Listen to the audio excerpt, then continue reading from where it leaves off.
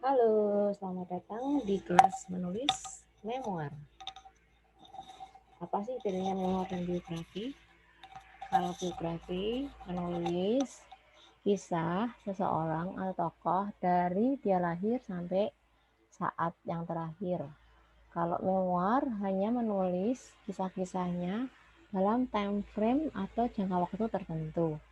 Misalnya saat seseorang mengalami sakit kanker dan bagaimana dia melalui hal itu, atau saat pejabat menjalankan 5 tahun jabatannya, apa-apa aja kisah sepanjang 5 tahun itu. Itu bedanya memoir ya dan biografi. Nah, ini lengkapnya. Jadi autobiografi itu cerita kehidupan kita dari lahir sampai sekarang. Memoir itu ada orientasi temanya dengan spesifik tema, tapi kebanyakan penulis menulis memoir karena mereka merasa hal itu menarik termasuk bagi orang-orang asing, ya, maksudnya orang-orang yang tidak ada di dekatnya, karena personal story-nya itu relate dengan story orang-orang yang lain.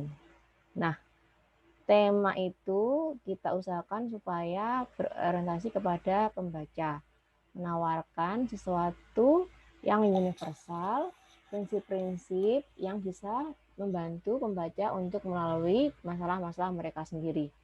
Jadi di sini kita punya personal experience, personal stories, tapi dia relate dengan universal, dengan kejadian-kejadian dan pengalaman yang dialami oleh pembaca.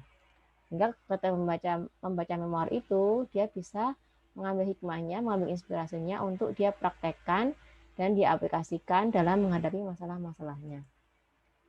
Nah, memoir harus menggambarkan anekdot dari kehidupan kita yang terseleksi. Jadi harus menggambarkan sebuah progres pencapaian dari suatu tempat ke tempat sekarang kita berada. Jadi misalnya dulu kita seorang penakut, kemudian menjadi seorang pemberani, itu apa aja yang kita lalui, pengalaman apa aja yang kita jalani, kemudian action apa aja, pikiran apa aja, perasaan apa aja yang kita lewati selama proses progres dalam kehidupan kita itu. Jadi ada progresnya. Nah, ini emang sesuatu tentang diri kita, tetapi punya manfaat bagi pembaca, ya. Jadi misalnya kita ada di satu sisi track sebelum mencapai kemapanan finansial, gitu ya. Pasti itu ada prosesnya, ada progresnya. Kemudian misalnya mengalami broken home, ya, tapi kemudian dia mencapai acceptance, penerimaan.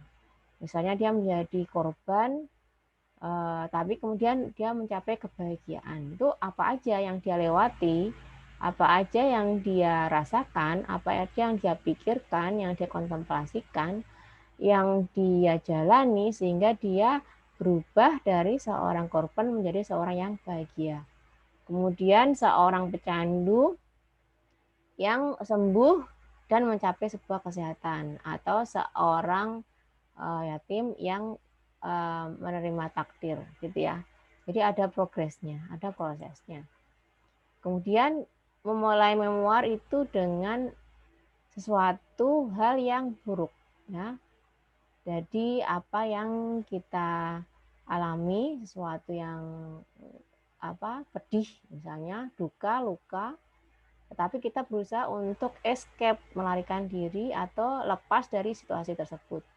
Nah, kemudian kita menunjukkan experience pivotalnya, pengalaman-pengalaman pivotnya ketika kita mengalami perubahan itu, ketika kita beranjak, berpindah dari satu titik ke titik yang lain.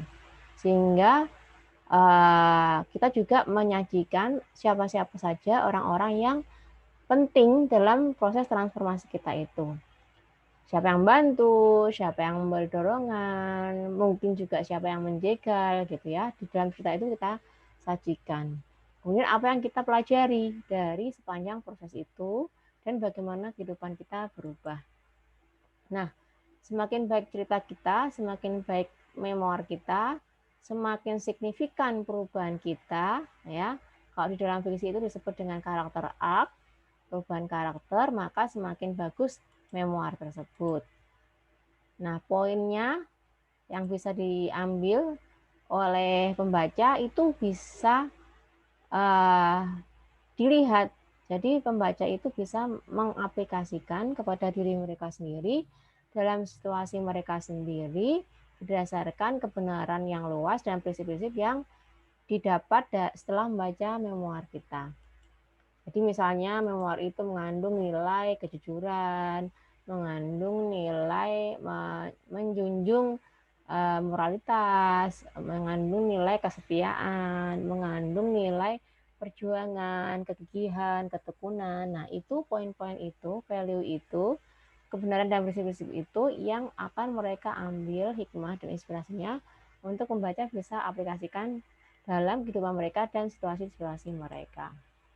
Nah, kita ya harus beresonansi dengan pembaca karena pembaca ini akan mengidentifikasikan dirinya terhadap tokoh-tokoh yang ada dalam memoir kita. Jadi kebenaran terutama apa ya yang berat-berat itu, terus bagaimana kita ikhlas, bagaimana kita berjuang, bagaimana kita berdarah-darah dalam melakukan sebuah usaha, ya, bagaimana kita tetap mengasihi, memaafkan, tidak dendam, itu adalah sebuah prinsip-prinsip yang bisa tertransfer kepada pembaca dengan baik lewat cerita kita. Kemudian berikan insight atau pencerahan tentang kehidupan melalui pengalaman kita yang kita ceritakan melalui memoir tersebut. Ya, berikan mereka sebuah tools atau alat yang mereka butuhkan untuk mereka bisa menghadapi perjuangan mereka sendiri meskipun mereka tidak seperti kita, tapi berikan mereka model atau contoh bagaimana menghadapi situasi-situasi tersebut.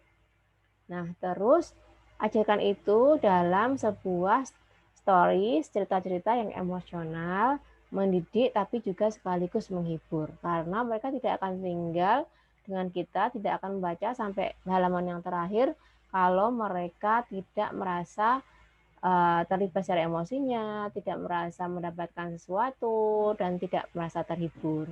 Jadi kalau mereka misalnya sudah bisa merasa terhibur, kemudian mendapatkan sesuatu dari cerita kita, pasti dia akan menceritakannya kepada teman-teman yang lain. Itu dulu pembukaannya, nanti kita akan lanjut tentang tipsnya bagaimana kita menulis memoir.